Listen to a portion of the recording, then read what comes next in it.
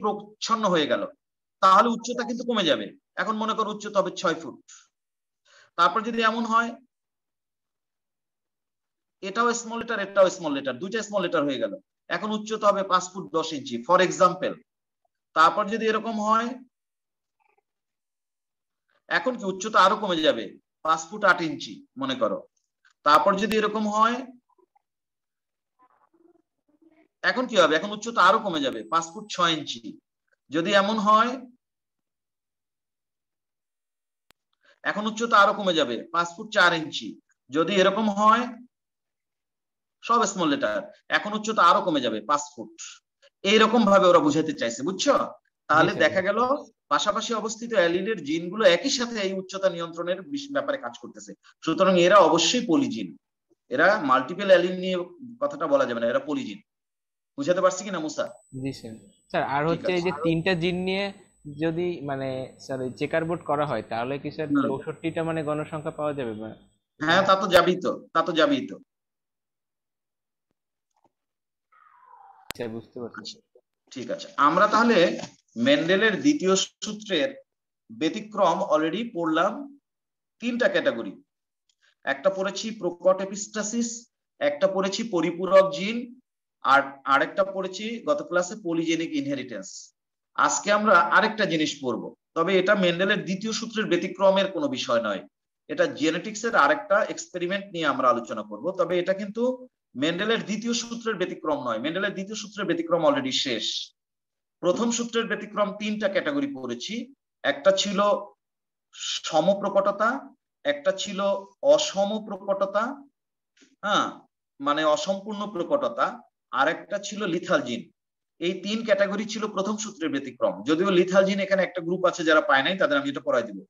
আচ্ছা, আর দ্বিতীয় সূত্রের ব্যতিক্রম আমরা পড়েছি 3টা, একটা পড়েছি প্রকট এপিস্টাসিস, একটা পড়েছি আমরা দ্বৈত প্রচ্ছন্ন এপিস্টাসিস, আর একটা পড়েছি আমরা পরিপূরক জিন। তাহলে আমরা প্রথম সূত্র তার ব্যতিক্রম, এখানে 4টা এক্সপেরিমেন্ট, দ্বিতীয় সূত্র তার এক্সপেরিমেন্ট তার ব্যতিক্রম, এখানে 4টা এক্সপেরিমেন্ট, মোট 8টা এক্সপেরিমেন্ট আমরা পড়েছি। কিন্তু আজকে আমরা একটা নতুন আইটেম নিয়ে পড়বো, এটাকে বলা হয় sex linked disorder. Sex linked disorder, এটা নিয়ে আজকে আমরা, সরি এস একটা হবে, ডিসঅর্ডার এস একটা, DISORDER। ডিসঅর্ডার মানে হচ্ছে কি? ডিসঅর্ডার মানে হচ্ছে তোমার কি বলবো, স্যার রোগ বা অসুখ। অসুখ, হ্যাঁ, বা কি বলা যায়, অস্বাভাবিকতা। হ্যাঁ, কোনো একটা কিছু অস্বাভাবিক যদি বৈশিষ্ট্য প্রকাশ পায় তাহলে ওটাকেই বলা হয় ডিসঅর্ডার, সেক্স লিঙ্ক ডিসঅর্ডার। আচ্ছা, এখন আজকে আমরা এই জিনিসটা পড়বো, খুব মন দিয়ে খেয়াল করো, এটা খুব ইজি। মোটামুটি যেগুলো একটু বোঝার বিষয় সেগুলো কিন্তু অলরেডি আমরা আলোচনা করে ফেলেছি।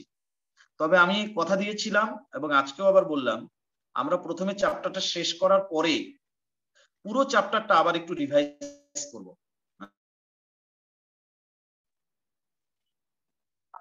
এই শোনা যাচ্ছে? হ্যালো,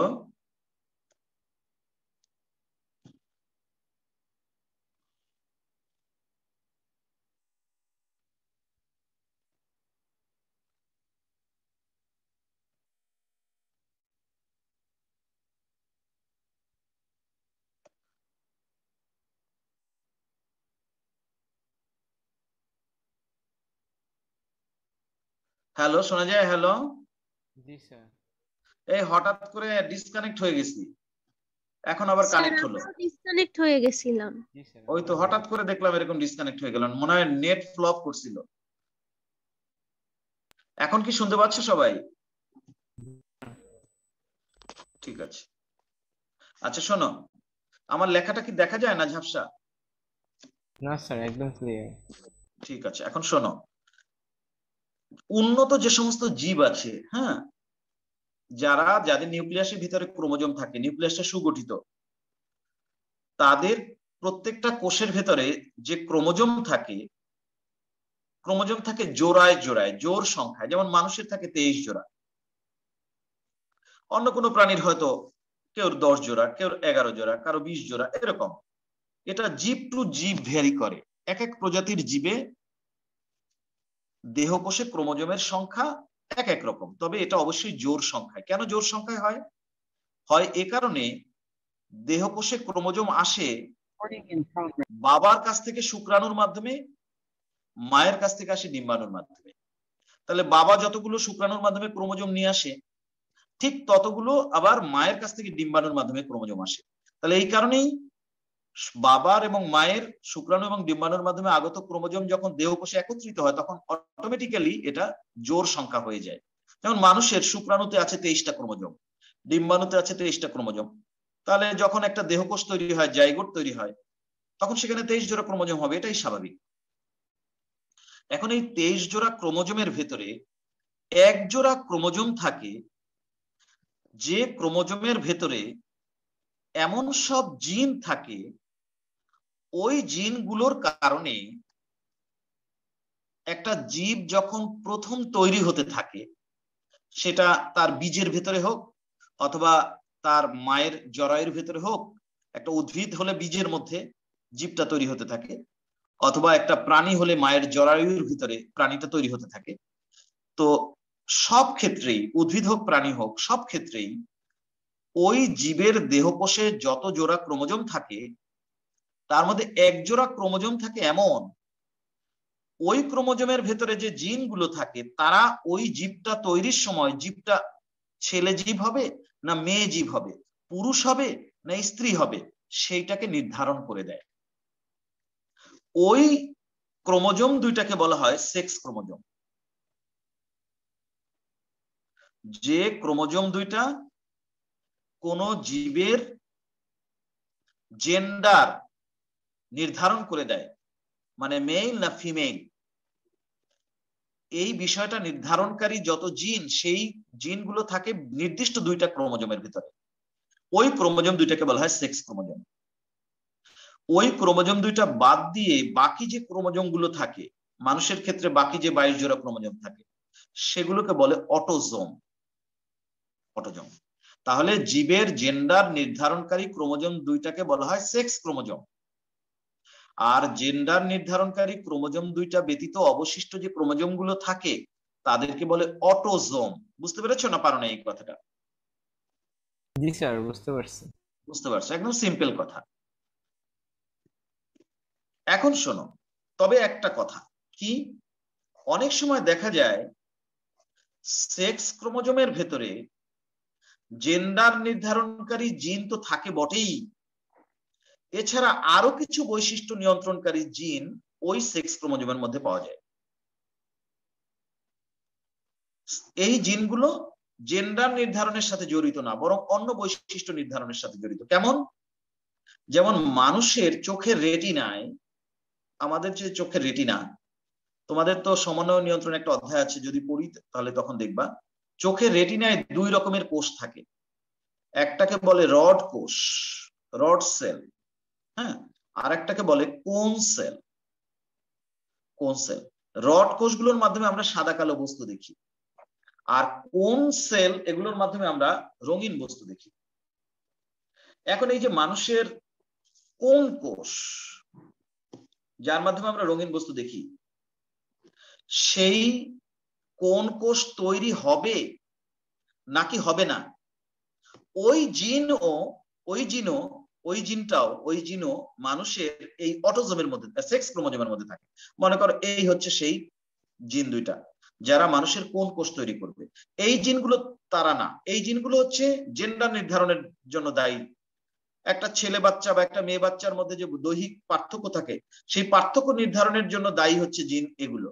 ওরা এমন সব হরমোন উৎপাদন করে যে কারণে ছেলে বাচ্চাটা ছেলে বাচ্চাদের মতো বৈশিষ্ট্য নিয়ে জন্মায়, মেয়ে বাচ্চাটা মেয়ে বাচ্চাদের বৈশিষ্ট্য হরমোন এগুলো নিয়ে জন্মায়। কিন্তু ওগুলো বাদ দিয়ে এখানে আমি এমন একটা অ্যালিলের কথা বললাম, এই অ্যালিলের ভিতরে যে দুইটা জিন আছে, ওরা কোন কোষ উৎপাদনটা নিয়ন্ত্রণ করে, কোন সেল তৈরি হবে কি না হবে সেটা তারা নিয়ন্ত্রণ করে। কিরকম? মনে করে এটাকে আমরা সি দ্বারা প্রকাশ করব। যদি এই উপরেরটাও ক্যাপিটাল সি, নিচেরটাও ক্যাপিটাল সি হয়, দুইটা ক্যাপিটাল সি যদি হয়, তাহলে সে কোন কোষ তৈরি করবে, কোন কোষ তৈরি হবে। যদি একটা ক্যাপিটাল সি একটা স্মল সি হয়, তাহলেও তার কোন কোষ তৈরি হবে। কিন্তু যদি দুইটা স্মল সি হয়, এই অ্যালিলের ভেতরে দুইটা যে সি আছে দুইটাই যদি স্মল লেটার হয় তাহলে কিন্তু তার কোন কোষ তৈরি হবে না। এবং এমন মানুষ অনেক আছে যাদের রেটিনায় কোন কোষ নাই, তারা কিন্তু রঙিন কোনো বস্তু দেখতে পায় না, রং আলাদাভাবে চিহ্নিত করতে পারে না, তাদেরকে বলা হয় বর্ণান্ধ। কি বলে বলতো? Sir colour blind. Colour blind বা বর্ণান্ধ। তাহলে এই যে জিন সেক্স ক্রোমোজোমের মধ্যে অবস্থান করছে, কিন্তু জেন্ডার নির্ধারণের কাজ তার নয়, বরং তার কাজ অন্যরকম। এই জিনগুলোকে বলা হয় সেক্স লিঙ্কড জিন। সেক্স লিঙ্কড জিন। আর এই জিন যখন প্রচ্ছন্ন হয়ে গেল, একটা নির্দিষ্ট বৈশিষ্ট্য প্রকাশ করতে পারলো না, মানুষের একটা অস্বাভাবিকতা বা ডিসঅর্ডার দেখা দিল, এইটাকেই বলা হয় sex linked disorder. Sex linked disorder এরকম আরো আছে। যেমন আমি বলি, আমাদের এই যে রক্ত জমাট বাঁধে, হ্যাঁ, রক্ত জমাট বাঁধার জন্য একটা উপাদান লাগে যেটাকে বলা হয় ক্রিসমাস ফ্যাক্টর। রক্ত জমাট বাঁধতে 13টা উপাদান লাগে, তার মধ্যে একটা উপাদানের নাম হচ্ছে ক্রিসমাস ফ্যাক্টর। এই ক্রিসমাস ফ্যাক্টর উৎপন্ন হবে নাকি হবে না, সেই জিনও মানুষের এই সেক্স ক্রোমোজোমের মধ্যে অবস্থান করে। এবং মনে করি এই জিনটাকে আমি প্রকাশ করলাম এইচ দ্বারা, এইচ। তাহলে এইচ দ্বারা যদি প্রকাশ করি, সেক্ষেত্রে কি, যদি দুইটা ক্যাপিটাল এইচ হয় তাহলে তার ক্রিসমাস ফ্যাক্টর তৈরি হবে, তার রক্ত স্বাভাবিকভাবে জমাট বাঁধবে, ক্রিসমাস ফ্যাক্টর তৈরি হবে। যদি একটা ক্যাপিটাল এইচ একটা স্মল এইচ হয় তাহলেও তার ক্রিসমাস ফ্যাক্টর তৈরি হবে। কিন্তু যদি দুইটা স্মল এইচ হয় তাহলে কিন্তু ওই ব্যক্তির আর ক্রিসমাস ফ্যাক্টর তৈরি হবে না, তখন তার রক্ত কিন্তু আর সহজে জমাট বাঁধবে না। এবং এটা কিন্তু একটা রোগ, এটার নাম হিমোফিলিয়া। এই ব্যক্তির রক্ত একবার যদি কোথাও কেটে যায়, রক্ত যদি ক্ষরণ হতে থাকে, সহজে আর তার রক্ত জমাট বাঁধতে চায় না। এবং এটা তার জন্য একটা কি বলবো, বিরাট ভয়ের ব্যাপার। অ্যাক্সিডেন্ট করুক বা কোনো কারণে কেটে গেলে তার ব্লিডিং হতে হতে সে মারা যাবে। বুঝতে পারছি, এটা একটা খুব খারাপ জিনিস। এই রকমের আরো অনেক ব্যাপার আছে। যেমন আর একটা কথা বলি, যেমন মনে করে এই একটা অ্যালিল, এই অ্যালিলের ভেতরে যে দুইটা জিন আছে ওরাও এরকম, ওরা জেন্ডার নির্ধারণকারী বৈশিষ্ট্যের জন্য দায়ী নয়। ওরা কি করে জানো, আমাদের দেহে একটা হরমোন আছে, হরমোনটার নাম হচ্ছে ডিস্ট্রফিন। এটা একটা হরমোন। এই হরমোনটা তৈরি হবে কি হবে না সেটা নিয়ন্ত্রণ করে সেক্স ক্রোমোজোমে বিদ্যমান এরকম একটা অ্যালিল। এই হরমোনটা কি কাজে লাগবে? এই হরমোনটা অত্যন্ত গুরুত্বপূর্ণ। আমরা যে আমাদের হাত পা নাড়াচাড়া করাই, আমাদের মাংসপেশি সংকোচন প্রসারণ করি, সেজন্য এই হরমোনটা দরকার। যদি এই হরমোনটা আমাদের না থাকতো তাহলে আমাদের দেহ কিন্তু একদম নাড়াতে চাড়াতে পারতাম না, অসাড় হয়ে যেত। তাহলে মনে করি এই হরমোনটা উৎপাদনকারী যে দুইটা জিন এই অ্যালিলের ভেতরে আছে, একে আমি ডি দ্বারা চিহ্নিত করলাম, ডি। এখানে যেমন এটাকে সি দ্বারা চিহ্নিত করছি, কোন কোষ উৎপাদনের জন্য দায়ী। এটাকে হিমোফিলিয়া তৈরি করবে কি করবে না, ওই যে ক্রিসমাস ফ্যাক্টর উৎপাদনের জন্য, এই জন্য এইচ দ্বারা চিহ্নিত করছি। এটাকে মনে করো ডি দ্বারা চিহ্নিত করলাম। সেক্ষেত্রে কি, আমার যদি ওই জিন দুইটা ক্যাপিটাল ডি থাকে, দুইটাই প্রকট থাকে, তাহলে আমার ডিস্ট্রফিন হরমোন তৈরি হবে। তৈরি হবে। একটা ক্যাপিটাল ডি যদি একটা স্মল ডি থাকে তাহলেও আমার ডিস্ট্রফিন হরমোন তৈরি হবে। কিন্তু যদি কোনো কারণে এই ডি দুইটা স্মল লেটার হয়ে যায়, প্রচ্ছন্ন হয়ে যায়, তাহলে আর আমার কিন্তু ডিস্ট্রফিন হরমোন তৈরি হবে না। তখন একটা রোগ হবে, আমার হাত পা একদম অসাড় হয়ে যাবে। ওইটাকে বলা হয় ডুসেনি মাস্কুলার ডিস্ট্রফি। একজন বিজ্ঞানী এটা প্রথম আবিষ্কার করেছে, ওনার নাম হচ্ছে ডুসেনি, DUCHENW, ডুসেনি মাস্কুলার ডিস্ট্রফি, DYSTROPHY। এটাকে সংক্ষেপে বলে DMD, ডুসেনি মাস্কুলার ডিস্ট্রফি। এই হরমোন, এই রোগটা তার দেখা দেবে, এটা কিন্তু একটা রোগ। তাহলে এই যে বললাম ডুসেনি মাস্কুলার ডিস্ট্রফি, এই রোগ দেখা দিতে পারে যদি ওই অ্যালিলের ভেতরকার জিন দুইটা প্রচ্ছন্ন হয়ে যায়। হিমোফিলিয়া এই রোগ দেখা দিতে পারে, বর্ণান্ধতা এই রোগ দেখা দিতে পারে। তাহলে এই রোগের জন্য দায়ী যে জিন, প্রচ্ছন্ন জিন, ওরা বাস করে কোথায়? বাস করে সেক্স ক্রোমোজোমে। তাহলে সেক্স ক্রোমোজোমে যদি জেন্ডার নির্ধারণকারী জিন ছাড়াও এমন কোন জিন থাকে যারা জেন্ডার নির্ধারণের বাইরে অন্য কোনো বৈশিষ্ট্য নিয়ন্ত্রণ করে, আর ওই জিনগুলো যদি কোনো কারণে প্রচ্ছন্ন হয়ে যায় আর সেজন্য যদি কোনো রোগ দেখা দেয়, তাহলে সেটাকে আমরা বলবো সেক্স লিঙ্কড ডিসঅর্ডার। বোঝাতে পারছি না পারিনি? স্যার তাহলে আমরা সংজ্ঞাটা দিতে চাই এখন। সেক্স লিঙ্কড ডিসঅর্ডার লিখে হাইফেন দাও। লেখো, উন্নত জীবের দেহকোষে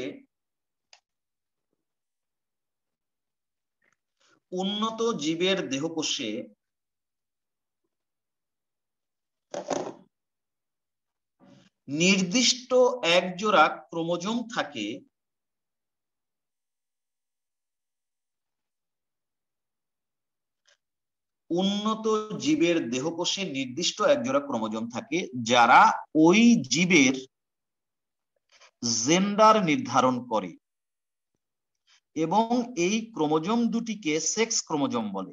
দাঁড়ি, উন্নত জীবের দেহকোষে নির্দিষ্ট একজোড়া ক্রোমোজোম থাকে যারা ওই জীবের জেন্ডার নির্ধারণ করে এবং ওই ক্রোমোজোম দুটিকে সেক্স ক্রোমোজোম বলে।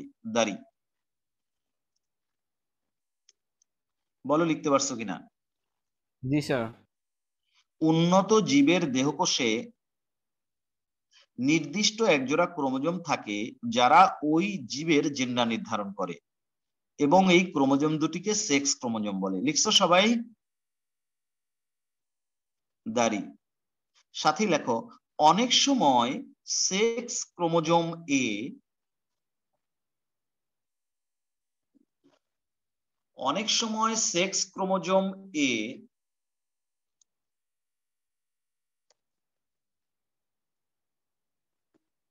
জেন্ডার নির্ধারণের জন্য দায়ী জিন ছাড়াও অনেক সময় সেক্স ক্রোমোজোমে জেন্ডার নির্ধারণের জন্য দায়ী জিন ছাড়াও অন্যান্য বৈশিষ্ট্য নিয়ন্ত্রণকারী জিন থাকে যাদেরকে সেক্স লিঙ্কড জিন বলে। দাঁড়ি, অনেক সময় সেক্স ক্রোমোজোমে জেন্ডার নির্ধারণকারী জিন ছাড়াও অন্যান্য বৈশিষ্ট্য নিয়ন্ত্রণকারী জিন থাকে যাদেরকে সেক্স লিঙ্কড জিন বলে।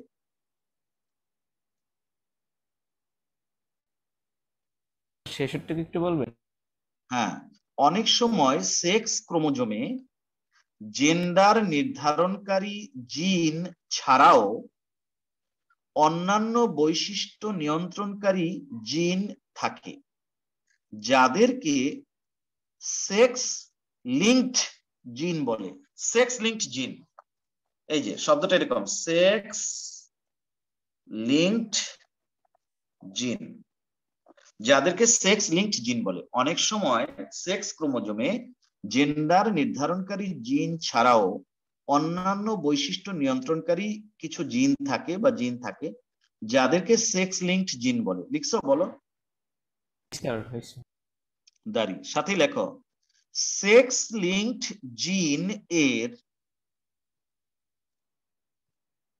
বিশুদ্ধ প্রচ্ছন্ন অবস্থার কারণে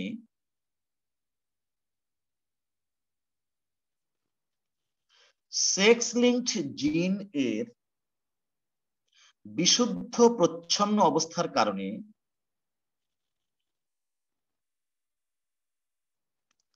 যখন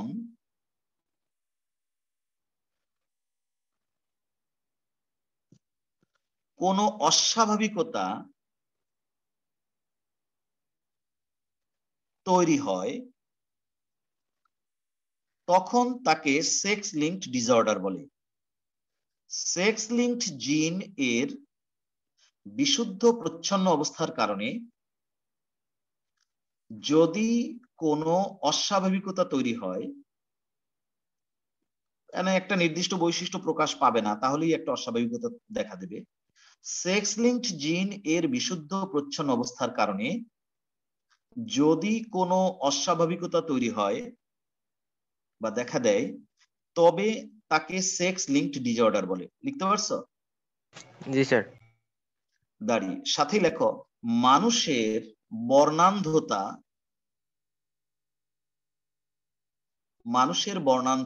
কমা হিমোফিলিয়া, কমা এটা লেখো ডুশেনি মাস্কুলার ডিস্ট্রফি, দেখে দেখে লেখো, কমা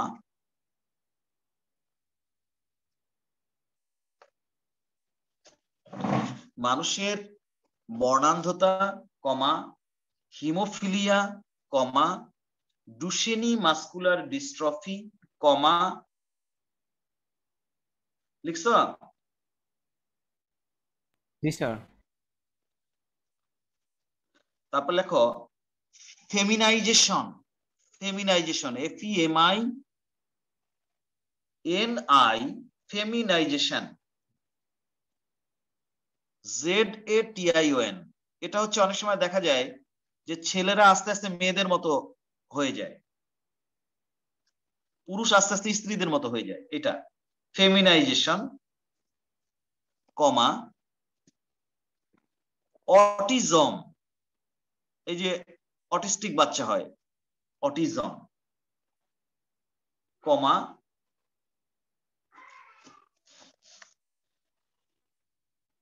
diabetes insipidus.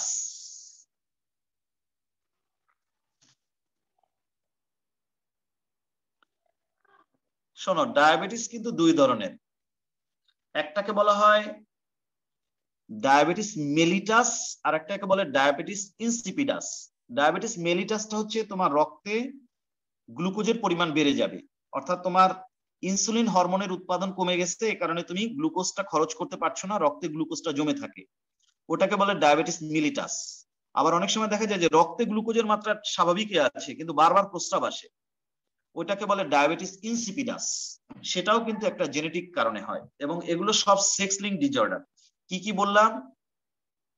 বর্ণান্ধতা, Duchenne muscular dystrophy, haemophilia, feminisation, autism, diabetes insipidus. এগুলো জানার দরকার, কারণ এগুলো অনেক সময় এমসিকিউতে দেয় যে কোনটি সেক্স লিঙ্ক ইনহেরিটেন্সের জন্য হয় বা সেক্স লিঙ্ক ডিসঅর্ডারের জন্য হয়, কিন্তু তুমি জানো না নামটা, তখন তো তোমার ওই কি বলা যায়, এটা পেয়ে যাবা, কি বলা যায়, মানে নাম্বারটা আর পাবা না, এই কোনো জানা দরকার। তারপরে আরো আছে, সেটা হচ্ছে মায়োপিয়া। মায়োপিয়া মানে হচ্ছে কি জানো? দূরের জিনিস ভালো দেখা যায় না, সরি কাছের জিনিস, দূরের জিনিস দেখতে পায় কিন্তু কাছের জিনিস ভালোভাবে দেখতে পায় না, এটাকে মায়োপিয়া বলে। তারপর আবার আছে নাইট ব্লাইন্ডনেস, রাতকানা, যেটা নাইট ব্লাইন্ডনেস। প্রত্যেকটার পেছনে কারণ আছে, যে দেখা গেল তোমার এই ধরো মায়োপিয়া, তুমি তোমার যে চোখের লেন্স, আমাদের চোখের ভিতরে তো লেন্স আছে, আমরা যখন কাছের জিনিস দেখবো তখন লেন্সটাকে পাতলা করব, আবার যখন দূরের জিনিস দেখবো তখন লেন্সটাকে পুরু করব। কিন্তু লেন্স পাতলা বা পুরু করার জন্য তোমার ভেতরে সাসপেন্সরি লিগামেন্ট আছে, সেগুলো ধরে টান দিতে হবে, টান দিলে তোমার লেন্স পাতলা হবে বা পুরু হবে। তোমাদের যে কোঅর্ডিনেশন চ্যাপ্টার আছে ওখানে চোখ পড়লে তখন দেখবা। তো সেই সাসপেন্সরি লিগামেন্ট ধরে তুমি টান দিতে পারবা কি পারবা না, সেটার জন্য হয়তো একটা হরমোন বা কিছু একটা দায়ী, সেই জিনিসটা তৈরি হবে কি হবে না তার উপরে নির্ভর করে তুমি কাছে জিনিস দেখতে পাবা বা না পাবা, এরকম। হ্যাঁ, এই যে ডায়াবেটিস ইনসিপিডাস, এটার পেছনে দায়ী কি? আমাদের এই মস্তিষ্কের পিটুইটারি গ্ল্যান্ডের ভেতরে একটা হরমোন আছে, বুঝতে পারছো? পিটুইটারি গ্ল্যান্ড থেকে একটা হরমোন উৎপন্ন হয় যার নাম হচ্ছে অ্যান্টি ডাইউরেটিক হরমোন, ADH। এই হরমোনটার উপর নির্ভর করে আমাদের প্রস্রাবটা কম হবে না বেশি হবে। এখন সেই হরমোন উৎপাদনের জন্য দায়ী জিন যদি প্রকট থাকে তাহলে হরমোন আমাদের সঠিক উৎপন্ন হবে, প্রস্রাব স্বাভাবিক হবে। আর যদি হরমোন উৎপাদনের জন্য দায়ী জিন প্রচ্ছন্ন হয়ে যায় তাহলে হরমোন সঠিকভাবে উৎপন্ন হবে না, প্রস্রাব বারবার হবে। এই যে মানে এর পেছনে একটা কারণ আছে, কারণ আমাদের দেহের সমস্ত বৈশিষ্ট্যই তো কোনো না কোনো জিন দ্বারা নিয়ন্ত্রিত। এইখানে যে নানা রকমের রোগের কথা বলছি, এই প্রত্যেকটার পেছনে জিন দায়ী, এবং এগুলো এই জিনগুলো সবই সেক্স ক্রোমোজোমের মধ্যে থাকে। এই জন্য এই যে জেনেটিক রোগগুলো, এই রোগগুলোকে আমরা সব বলবো সেক্স লিঙ্ক ডিসঅর্ডার। তাহলে আমরা আরো কয়েকটা রোগের নাম বললাম, এখন কি বললাম? মায়োপিয়া। হ্যাঁ, মাথায় টাক পড়াটা এটাও কি মানে সেক্স লিঙ্ক ডিসঅর্ডার বলা যায়? না এটা তো এরকম পাই নাই, তবে সারা দেহে আমাদের যে ইয়ে হয় মাথায় টাক পড়াটার ব্যাপারে এরকম পাই নাই, কিন্তু হতে পারে। আরেকটা আছে আমাদের, যেমন মনে করো সারা গায়ে অনেকের থাকে না বড় বড় লোম থাকে। হ্যাঁ, অনেক মানুষ থাকে না যাদের গায়ে অনেক বড় বড় লোম থাকে, সারা গায়ে প্রায় প্রচুর লোম, ওইটাও কিন্তু একটা সেক্স লিঙ্ক ডিসঅর্ডার। ওটার নাম হচ্ছে হাইপার ট্রাইকোসিস। হাইপার ট্রাইকোসিস, সারা গায়ে প্রচুর লোম থাকবে।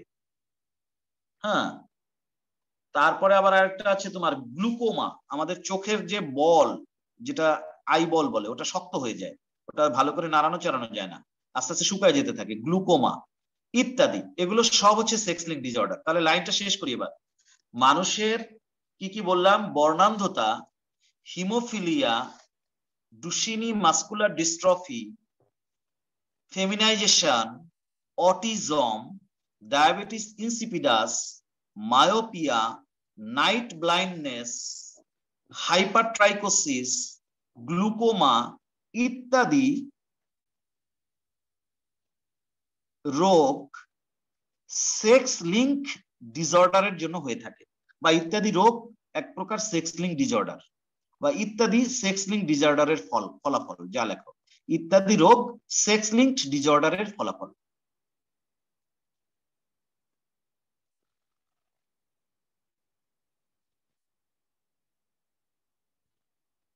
অনেক সময় এমসিকিউতে দেয় কোনটি সেক্স লিঙ্ক ইনহেরিটেন্সের জন্য হয়, তখন এই নামগুলো মনে রাখলে এমসিকিউটা পারবো। একটা এমসিকিউর জন্য কিন্তু চান্স ভালো জায়গায় হবে অথবা হবে না। আমরা লিখতে পারছি নামগুলো please? G sir. G sir. আচ্ছা, এবার আসো, এখন এই সেক্স লিঙ্ক ইনহেরিটেন্সটা কি, বা সেক্স লিঙ্ক ডিসঅর্ডারটা কিভাবে বংশ পরম্পরায় যায় সেটা আমরা লিখবো।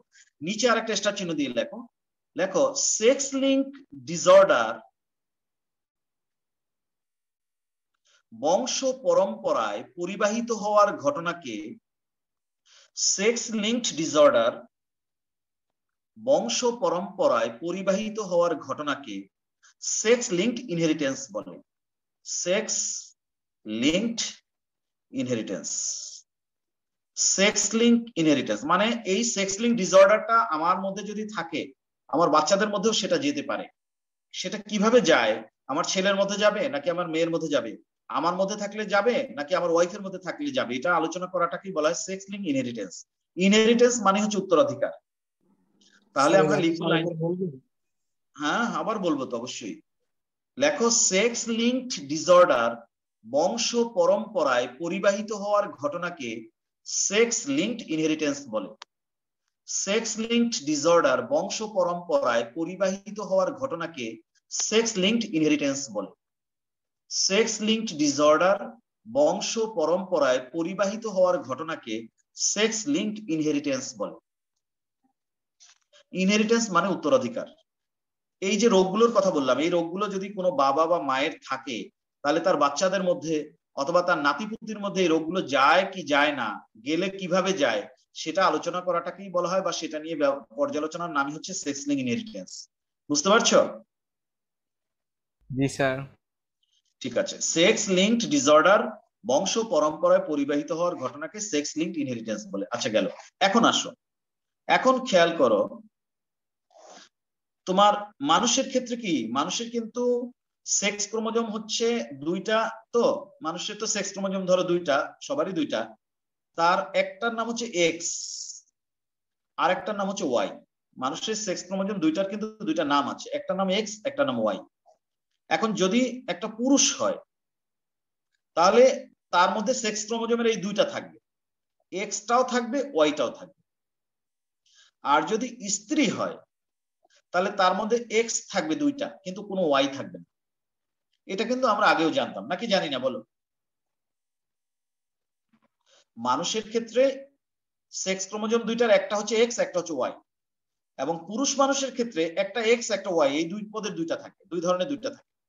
আর স্ত্রীদের ক্ষেত্রে এক্স ধরনের দুইটা এক্স থাকবে, দুইটা এক্স থাকবে স্ত্রীদের, কিন্তু কোনো ওয়াই স্ত্রীদের থাকবে না। এবং আরেকটা মজার বিষয় হচ্ছে, এই যতগুলো সেক্স লিঙ্কড জিনের কথা বললাম, খুব মন দিয়ে শুনবা, কিন্তু খুব গুরুত্বপূর্ণ কথা, যতগুলো সেক্স লিঙ্কড জিনের কথা বললাম, বুঝতে পারতেছো? জি স্যার। এরা সবাই থাকে এক্স নামক ক্রোমোজোমটার মধ্যে। এই এক্স ক্রোমোজোমের মধ্যেই সেক্স লিঙ্কড জিনগুলো থাকে, ওয়াই এর মধ্যে থাকে না। সেক্স লিঙ্কড জিনগুলো সব থাকে এক্স এর ভিতরে। যেমন একটা পুরুষ, তার এই হচ্ছে দুইটা সেক্স ক্রোমোজোম, একটা এক্স একটা ওয়াই। এইখানেই শুধুমাত্র এই সেক্স লিঙ্কড জিনগুলো থাকবে, ওয়াই এর ভিতরে কোনো সেক্স লিঙ্কড জিন থাকবে না।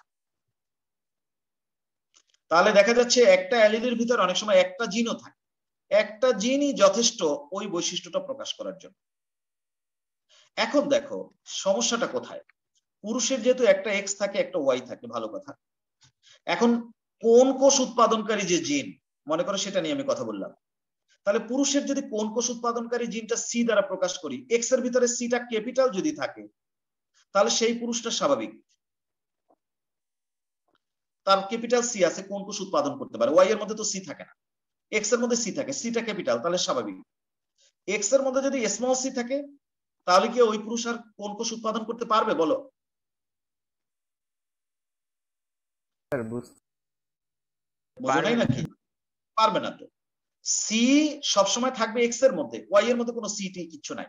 এখন এক্স এর মধ্যে সি আছে, সিটা ক্যাপিটাল লেটার, তাহলে একটা ক্যাপিটাল সি সেটাই তো এনাফ কোন কোষ তৈরির জন্য। সে স্বাভাবিক, তার কোন কোষ তৈরি হবে, সে সবকিছু স্বাভাবিক দেখতে পাবে, রঙিন বস্তু দেখতে পাবে।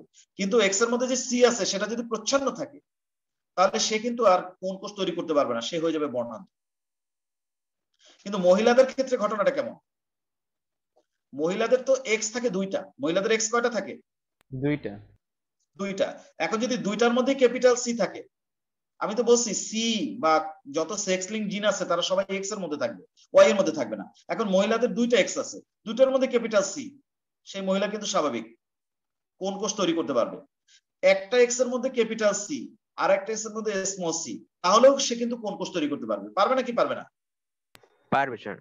পারবে। কিন্তু মহিলা দুইটা এক্স এর মধ্যে দুইটাতেই যদি স্মল সি থাকে, সেই মহিলা কি আর কোন কোষ উৎপাদন করতে পারবে? না, পারবে না। তাহলে সে বর্ণান্ধ হয়ে যাবে। এখন দেখো পুরুষের ক্ষেত্রে বর্ণান্ধতার চান্স হচ্ছে 50-50, সুস্থ হওয়ার চান্স 50, বর্ণান্ধ হওয়ার চান্স 50। কিন্তু মহিলাদের ক্ষেত্রে 100টাকে 3 ভাগ করো, এইভাবে যদি জিন আসে স্বাভাবিক, সেটার চান্স 33%, 3 ভাগের 1 ভাগ। এই যদি জিন হয় তাহলে সেও হবে স্বাভাবিক, চান্স হচ্ছে 33%। কিন্তু বর্ণান্ধ হওয়ার চান্স হচ্ছে 33%, 3 ভাগের 1 ভাগ, তাই না? মহিলাদের বর্ণান্ধ হওয়ার চান্স হচ্ছে কম। কেন? কারণ মহিলাদের দুইটা এক্স এর মধ্যে যদি স্মল সি থাকে, তাহলেই ওই মহিলা বর্ণান্ধ হবে, তা না হলে তো বর্ণান্ধ হবে না। আর পুরুষের যেহেতু একটা মাত্র এক্স থাকে, তার মধ্যে ক্যাপিটাল সি থাকলে ভালো, স্মল সি থাকলে বর্ণান্ধ। তার কারণে মহিলাদের চেয়ে পুরুষের বর্ণান্ধ হওয়ার চান্স বেশি।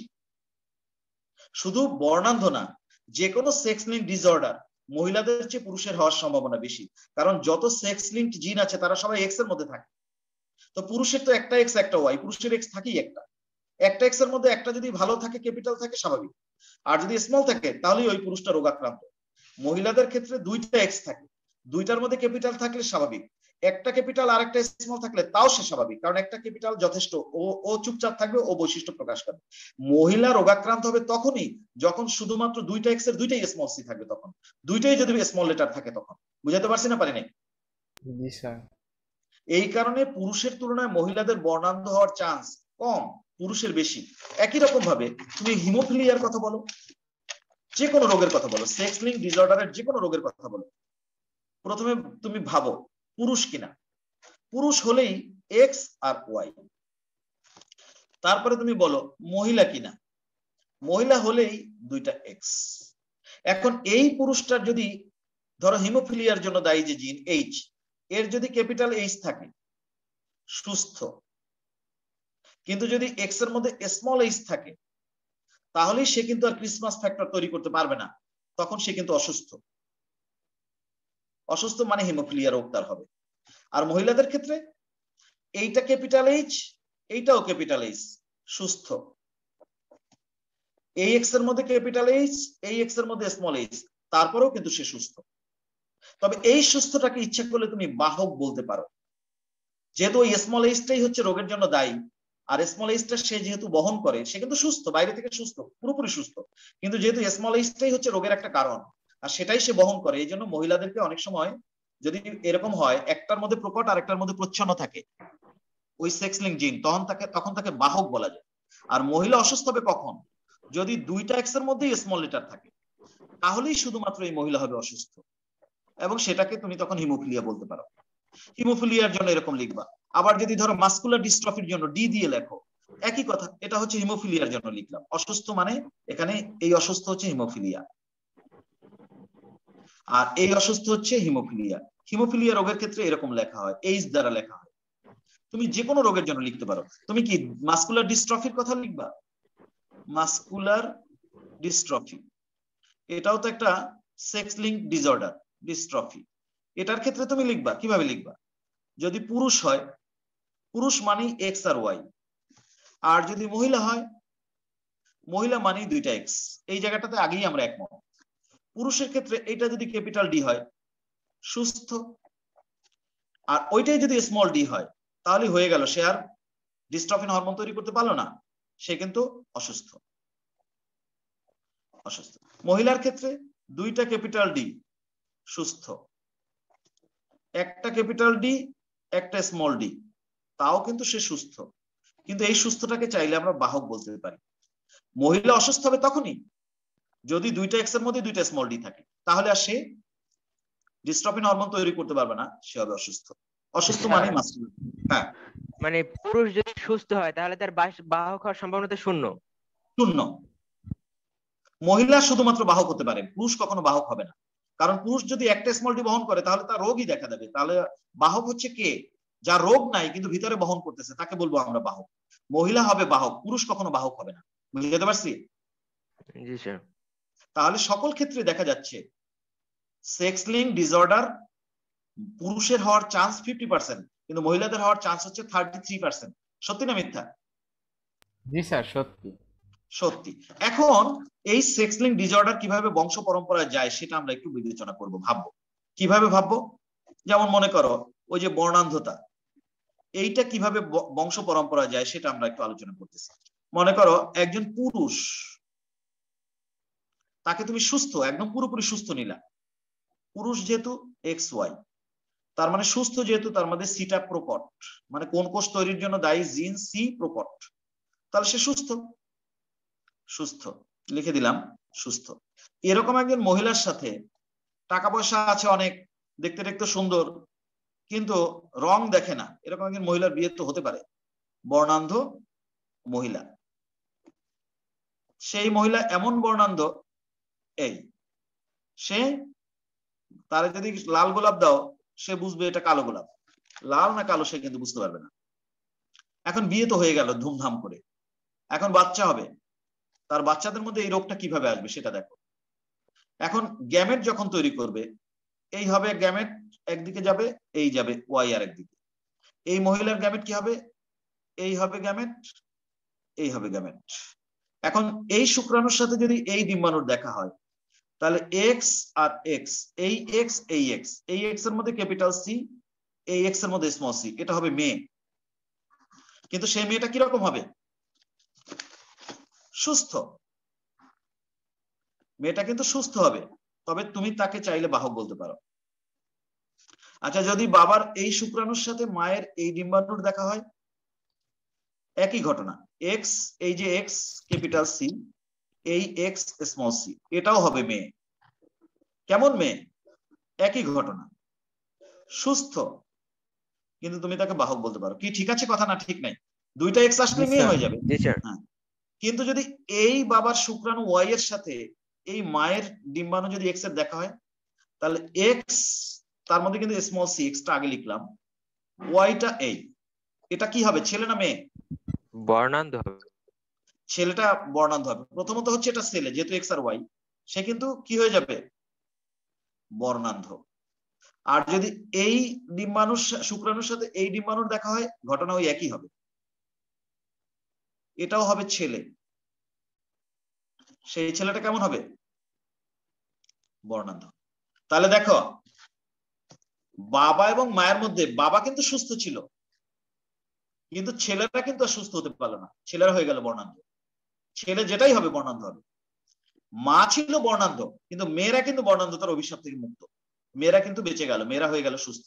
এই যে ঘটনাটা, যদি এরকম একজন সুস্থ পুরুষের সাথে বর্ণান্ধ মহিলার বিয়ে হয়, তাহলে তার সন্তানের মধ্যে এই রোগটা কিভাবে আসলো, এই জিনিসটা যে আমরা আলোচনা করলাম, এটার নামই হচ্ছে সেক্স লিঙ্কড ইনহেরিটেন্স। বুঝাতে পারছি না পারিনি? তুমি উল্টা কাজও করতে পারো। তুমি এবার একটা কাজ করো, কি, এবার বাবা নাও বর্ণান্ধ,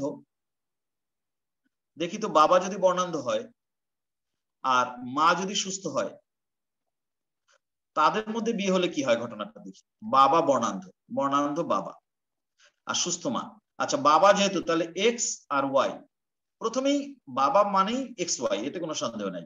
মা মানেই দুইটা এক্স। এরপর আসো বর্ণান্ধতার জন্য দায়ী যেহেতু স্মল সি, আর মা সুস্থ, দুইটা ক্যাপিটাল সি। এখন গ্যামেট তৈরি করি। এই বাবা শুক্রাণু অর্ধেক হবে এরকম, অর্ধেক হবে এরকম। বাবা যে শুক্রাণু তৈরি করবে অর্ধেক হবে এক্স এবং অর্ধেক হবে ওয়াই। মা যে ডিম্বাণু তৈরি করবে তার অর্ধেক হবে এক্স ক্যাপিটাল সি আর বাকি অর্ধেক হবে এক্স ক্যাপিটাল সি। তাহলে বুঝতেই তো পারছো, সন্তান ছেলে বা মেয়ে হওয়ার জন্য মা কিন্তু দায়ী না, মা সবসময় এক্স সাপ্লাই দেয়। বাবা এক্স ও সাপ্লাই দিতে পারে, ওয়াই ও সাপ্লাই দিতে পারে, যে কারণে বাবা দায়ী হচ্ছে সন্তান ছেলে হবে না মেয়ে হবে, এটা তো আমরা জানি সবাই। এখন খেয়াল করো, যদি এই এক্স এর সাথে এই এক্স এর দেখা হয়, এক্স দুটো এক জায়গায় আসলো, এই এক্স এর মধ্যে ক্যাপিটাল সি, এই এক্স এর মধ্যে স্মল সি, মেয়ে, মেয়ে কি সুস্থ হবে না অসুস্থ হবে? অসুস্থ হবে। কেন অসুস্থ কেন হবে? এক্স এ ক্যাপিটাল সি, এই এক্স এ স্মল সি, সুস্থ কিন্তু বাহক, অসুস্থ হওয়ার চান্স নাই। দুইটা স্মল সি হলে বাহক হতো, সুস্থ অসুস্থ হতো।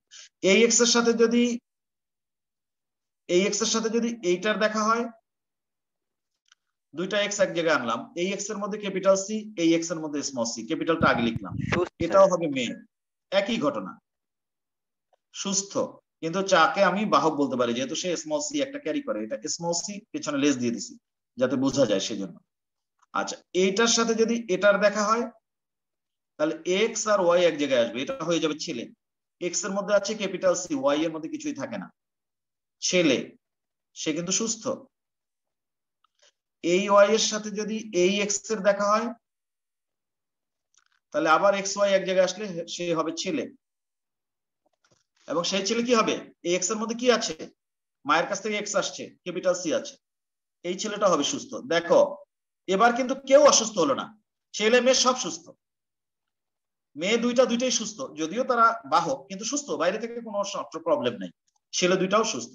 অর্থাৎ বাবা যদি বর্ণান্ধ হয়, মা যদি সুস্থ হয়, তাহলে ছেলে মেয়েদের কেউ অসুস্থ হবে না, সবাই স্বাভাবিক হবে। পাওয়া গেল না? পাওয়া গেল না। বাট মা যদি বর্ণান্ধ হয় আর বাবা যদি সুস্থ হয়, তাহলে কিন্তু ছেলেরা সবাই বর্ণান্ধ হবে।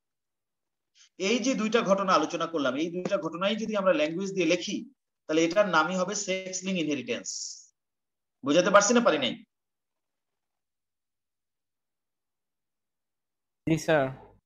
একই রকম ভাবে আমরা এই মাসকুলার ডিস্ট্রফি বলো, এই তোমার হিমোফিলিয়া বলো, সকল রোগের ক্ষেত্রে বাবা যদি সুস্থ হয়, মা যদি অসুস্থ হয়, তাহলে সন্তান কেমন হবে? এই সেম হবে।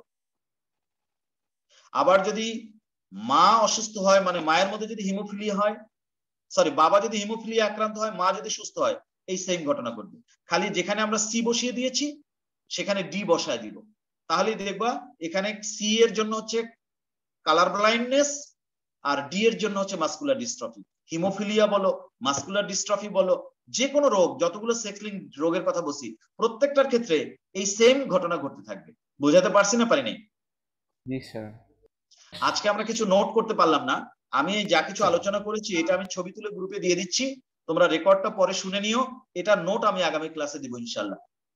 ছবিটা স্যার এখনই দিয়ে দিন। এক্ষুনি দিয়ে দিব, ঠিক আছে তো? জি স্যার। আসসালামু আলাইকুম। একদম সোজা, একদম সোজা। ওয়ালাইকুম আসসালাম।